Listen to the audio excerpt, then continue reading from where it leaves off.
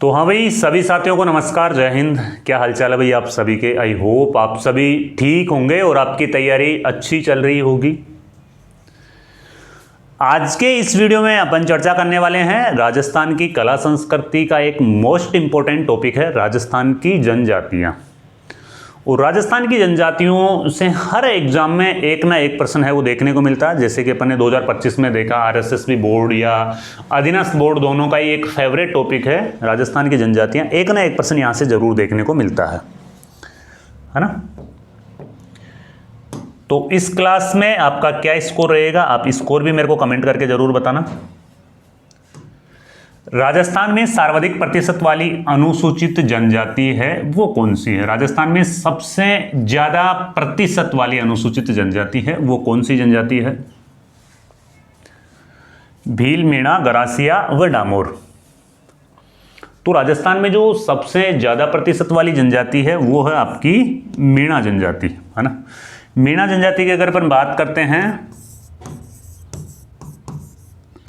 कुल जनजातियों का, कुल जनजातियों का कितना परसेंट है, 47%। कुल जनजातियों का मीणा जनजाति है वो लगभग 47% हिस्सा है वो मीणा जनजाति का है। सबसे ज्यादा किस जिले में निवास करते हैं मीणा लोग, सबसे ज्यादा है वो आपके जयपुर में निवास करते हैं। और अगर बात संभाग की आ जाए कि किस संभाग में सबसे ज्यादा है, अगर बात यहां पे संभाग की आ जाए किस संभाग में सबसे ज्यादा निवास करते हैं, तो उदयपुर संभाग। कौन सा संभाग है, उदयपुर संभाग। मीणा जनजाति है वो सबसे शिक्षित जनजाति है, सबसे शिक्षित जनजाति। और बात करें सरकारी सेवाओं में जनजातियों में सबसे ज्यादा जो योगदान है वो मीणा जनजाति का ही है ना। सबसे ज्यादा योगदान है सरकारी सेवाओं में जनजातियों में, तो वो मीणा जनजाति का योगदान है। सबसे ज्यादा आपके जयपुर में निवास करती है। और वैसे संभाग की बात आती है तो उदयपुर संभाग में ये निवास करते हैं। विश्व आदिवासी दिवस कब मनाया जाता है। विश्व आदिवासी दिवस, कौन सा विश्व आदिवासी दिवस है वो कब मनाया जाता है।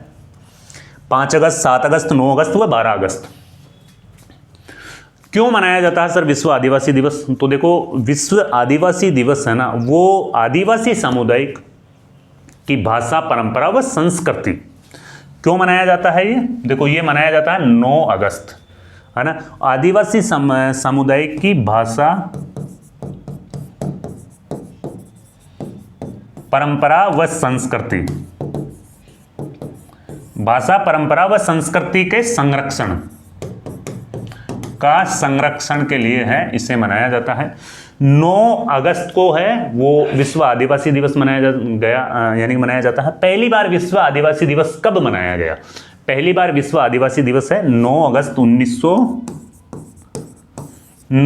1994 को पहली बार आदिवासी दिवस है वो घोषित किया गया। किनके द्वारा घोषित किया गया, संयुक्त राष्ट्र सभा। संयुक्त राष्ट्र सभा पहली बार 9 अगस्त 1994 को मनाया गया, है ना। संयुक्त राष्ट्र सभा के लिए भाषा, परंपरा व संस्कृति के संरक्षण के लिए 9 अगस्त को विश्व आदिवासी दिवस मनाया जाता है। राजस्थान का कौन सा क्षेत्र जनजाति बहुल क्षेत्र है। राजस्थान का कौन सा क्षेत्र है वो जनजाति बहुल क्षेत्र है। तो राजस्थान का जो दक्षिणी क्षेत्र है वो कैसा क्षेत्र है। राजस्थान का दक्षिण क्षेत्र है वो जनजाति बहुल क्षेत्र है।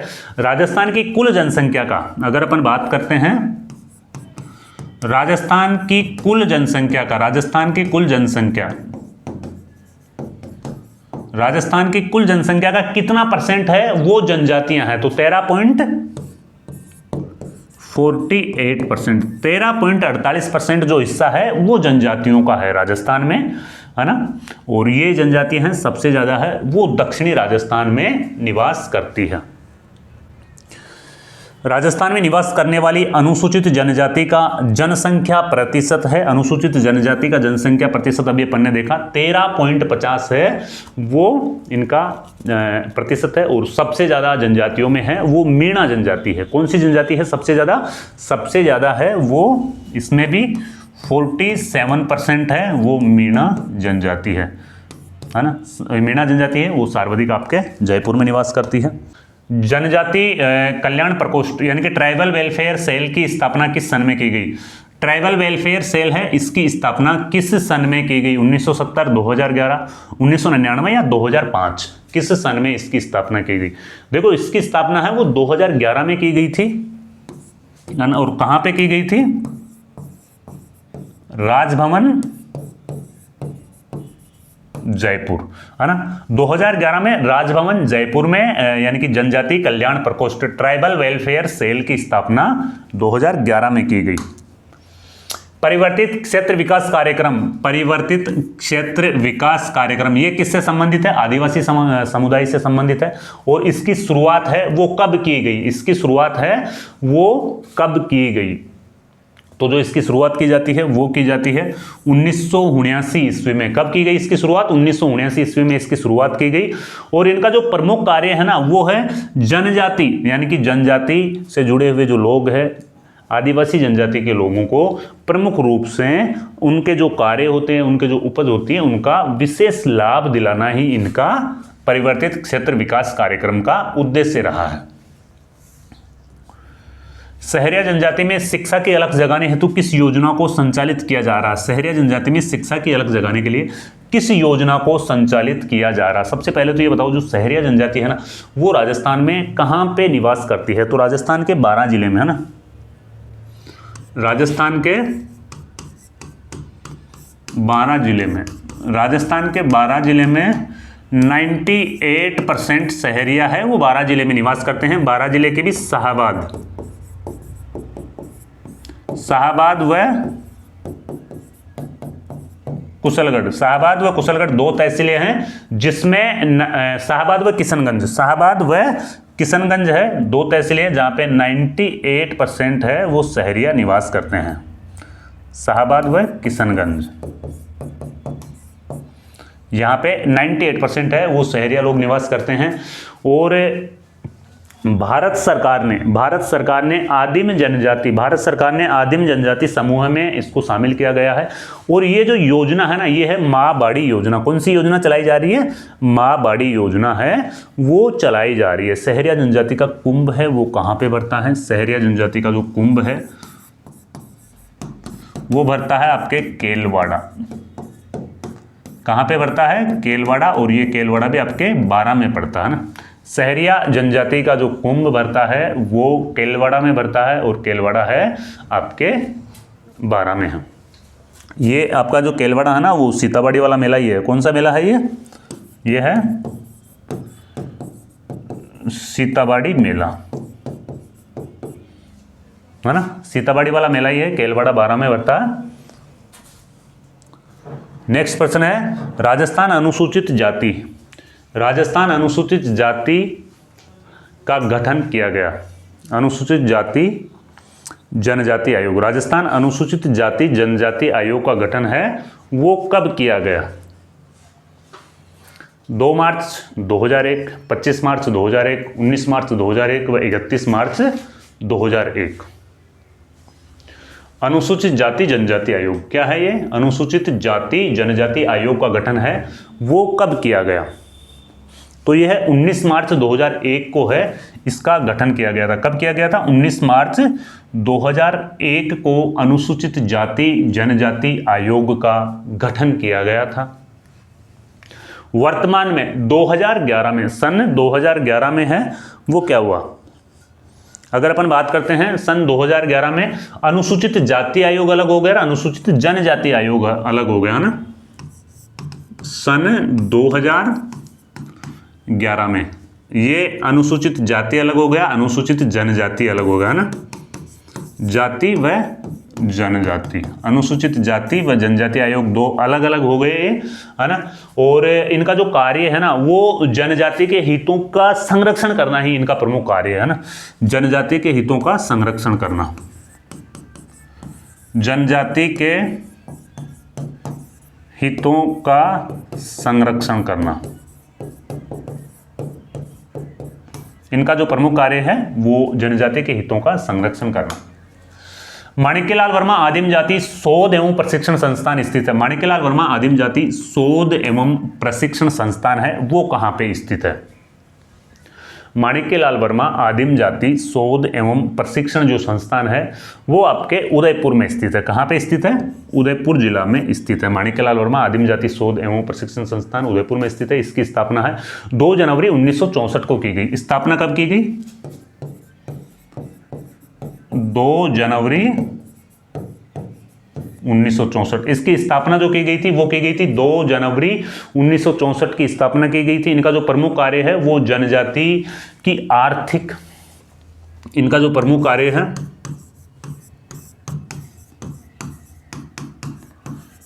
जनजाति की आर्थिक सामाजिक, जनजाति की आर्थिक सामाजिक स्थिति पर शोध करना,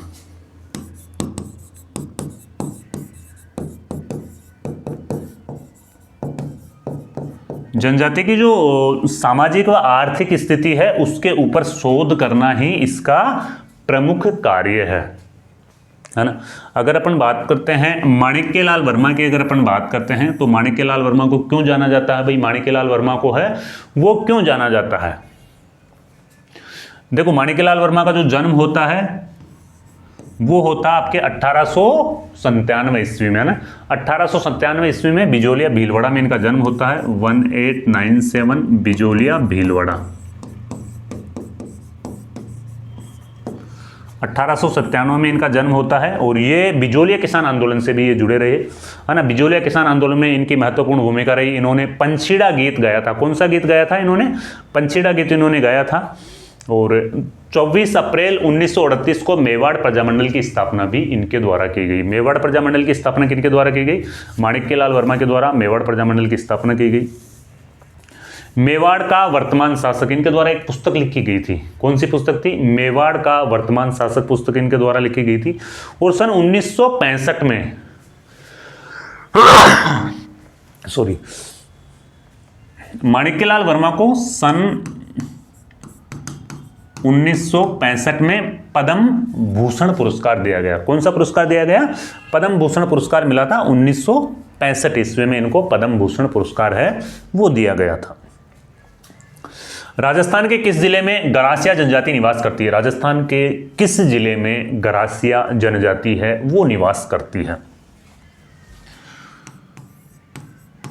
राजस्थान की तीसरी सबसे बड़ी जनजाति, राजस्थान की तीसरी सबसे बड़ी जनजाति है ना वो है गरासिया। देखो, तीसरी सबसे बड़ी जनजाति है तो पहली तो है आपके मीणा, दूसरी पे आ जाते हैं आपके भील और तीसरी पे आ जाते हैं आपके गरासिया, है ना। तीसरी सबसे बड़ी जनजाति कौन सी है? गरासिया जनजाति है।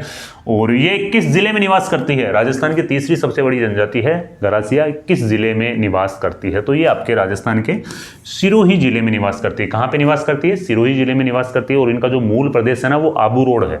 कौन सा इनका मूल प्रदेश है? वो है आबू रोड, इनका मूल प्रदेश है ना। आबू रोड है वो सिरोही में ही पड़ता है। आबू रोड इनका मूल प्रदेश है। और ये देखो, इनका एक प्रमुख इनकी एक बात है कि जो ये आपके गरासिया जनजाति है ना वो मेलों में ही अपना जीवन साथी चुनते हैं। अपना जीवन साथी कहाँ पे चुनते हैं? ये मेलों में अपना जीवन साथी चुनते हैं। और प्रेम विवाह का प्रचलन है। क्या है? प्रेम विवाह का प्रचलन है। प्रेम विवाह का प्रचलन है। मेलों में अपना जीवन साथी चुनते हैं और प्रेम विवाह का इनमें प्रचलन है।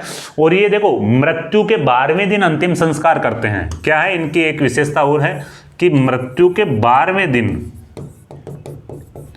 12वें दिन अंतिम संस्कार करते हैं।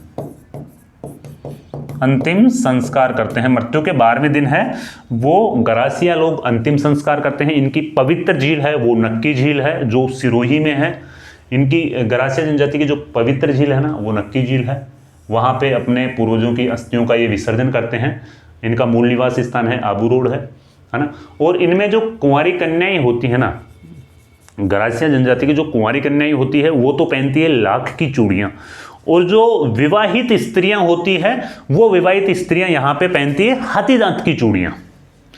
कुंवारी कन्याएं लाख की चूड़ियाँ पहनती है और विवाहित स्त्रियां होती है वो हाथी दांत की चूड़ियाँ पहनती है। ये चीज़ है वो जरूर भी याद रखना भाई, गरासिया जनजाति की कुंवारी कन्याएं हैं वो कौन सी चूड़ियाँ पहनती है, तो वो लाख की चूड़ियाँ पहनती है, जबकि विवाहित स्त्रियां होती है वो हाथी दांत की चूड़ियाँ पहनती है।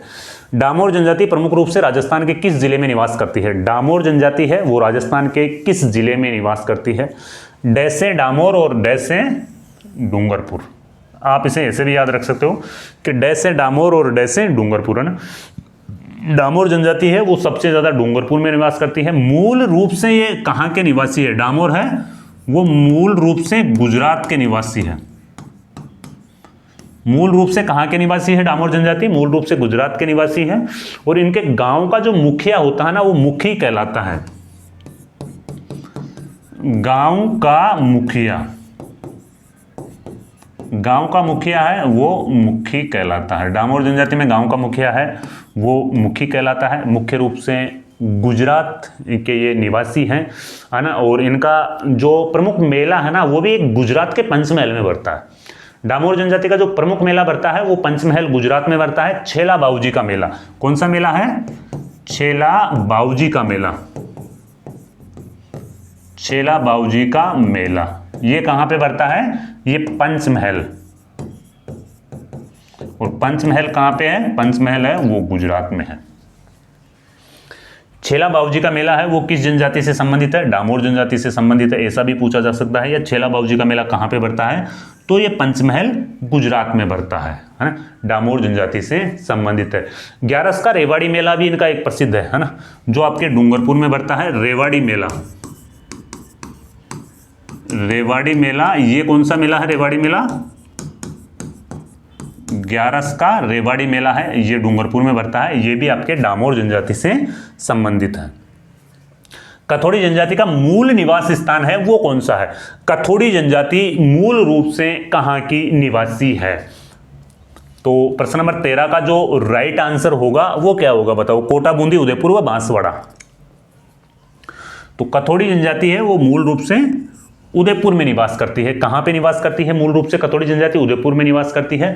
और ये देखो इनकी एक चीज है कि ये मूल निवासी कहाँ के हैं? मूल निवासी कथोड़ी है ना, ये मूल निवासी कहाँ के हैं? महाराष्ट्र के। महाराष्ट्र के ये मूल रूप से निवासी है। इनकी जो स्त्रियां हैं वो साड़ी पहनती है ना, वो भी मराठी अंदाज में पहनती है। मराठी अंदाज में इनकी स्त्रियां हैं वो साड़ी पहनती है। कथोड़ी जनजाति की मुख्य काम है इनका कत्था बनाने का, है ना। लेकिन हाल ही में खैर के पेड़ पर है वो गवर्नमेंट के द्वारा प्रतिबंध लगाया जा चुका है, तो इसीलिए आजकल है वो वन की जो उपज होती है ना, छोटी छोटी उपज, उन्हीं को सेल करते हैं और उन्हीं से अपना ये है वो गुजारा करते हैं। ठीक है ना।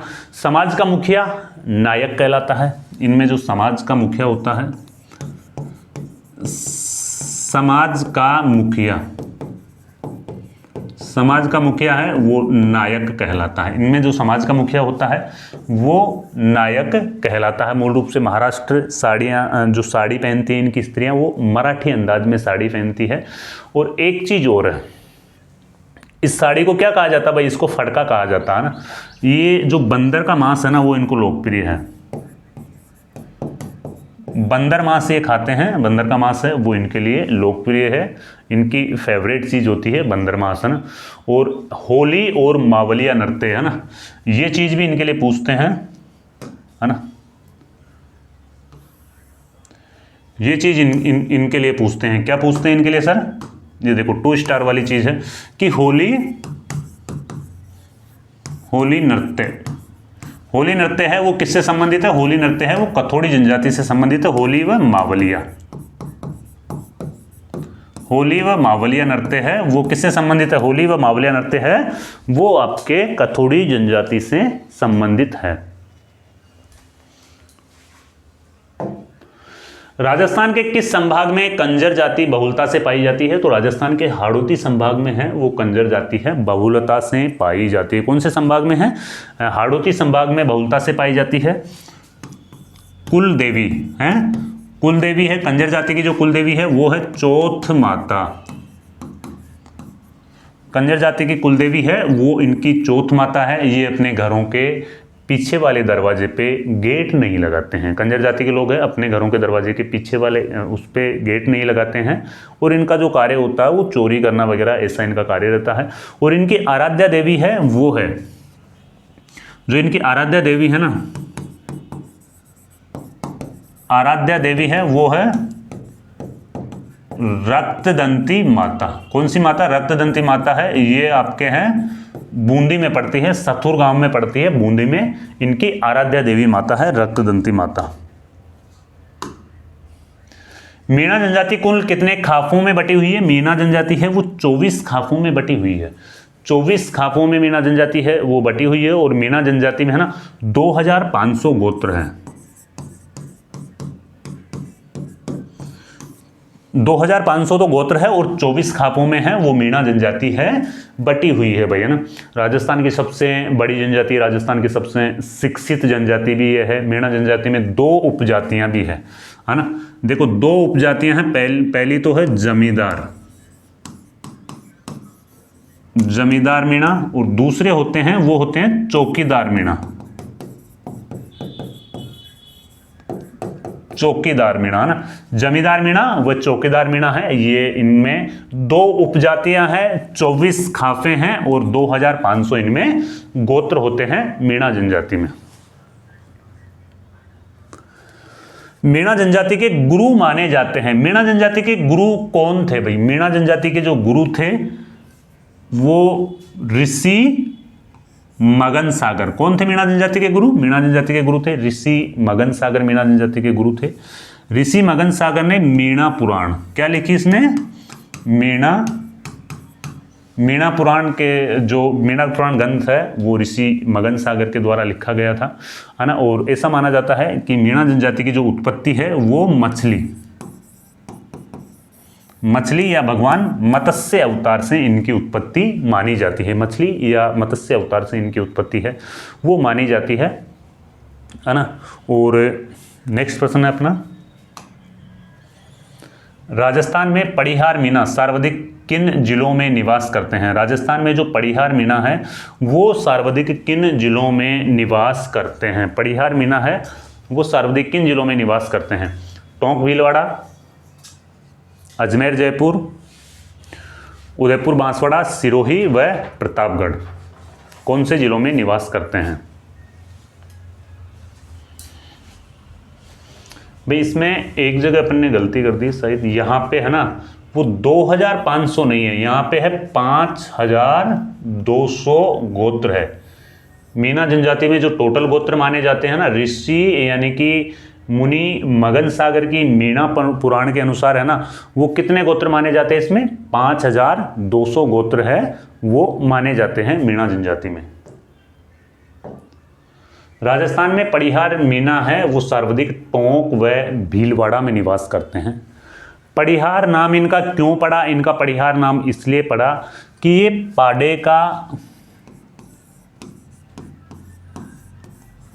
पाडे का मीट खाने के कारण, मीट के कारण इनका नाम पड़िहार पड़ा है। वो पाडे का मीट खाने के कारण इनका नाम है वो पड़िहार पड़ा है। दक्षिणी पश्चिमी राजस्थान में मीणा जनजाति भगवान गोमतेश्वर की पूजा करती है, लेकिन पूर्वी राजस्थान यानी कि भरतपुर की तरफ वाला जो भरतपुर वाला एरिया है या पूर्वी राजस्थान वाला एरिया है, वहां पे मीणा जनजाति के लोग हैं वो किन की पूजा करते हैं? पूर्वी राजस्थान में मीणा जनजाति के लोग हैं वो दुर्गा माता की पूजा करते हैं। पूर्वी राजस्थान में मीणा लोग दुर्गा माता की पूजा है वो करते हैं। मीणा जनजाति की कुल देवी नहीं है भाई, मीणा जनजाति की यहाँ पे है आराध्या देवी, मीणा जनजाति की आराध्या देवी। मीणा जनजाति की जो आराध्या देवी है वो है जीण माता का मंदिर है, वो कहाँ पे है? सीकर जिले में बना हुआ है जीण माता का मंदिर। और मीणा जनजाति की आराध्या देवी है वो जीण माता है। मीणा जनजाति में बाल विवाह भी प्रचलित है, विधवा विवाह भी प्रचलित है। और मीणा जनजाति की जो इष्ट देवी है वो है नारायणी माता। इष्ट देवी, मीणा जनजाति की जो इष्ट देवी है वो कौन सी है? वो है नारायणी माता, है ना। नारायणी माता की जो पूजा करते हैं ना वो नाई समाज के लोग हैं, नारायणी माता की पूजा करते हैं। मीणा जनजाति में पंचायत का मुखिया क्या कहलाता है? मीणा जनजाति में जो पंचायत का मुखिया है वो पटेल कहलाता है। क्या कहलाता है? पटेल कहलाता है। मीणा जनजाति में पंचायत का मुखिया पटेल कहलाता है। मीणा जनजाति में संयुक्त परिवार, क्या? संयुक्त परिवार, संयुक्त परिवार की प्रथा है वो मीणा जनजाति में प्रचलित है। और इनका जो मुखिया होता है वो पटेल कहलाता है।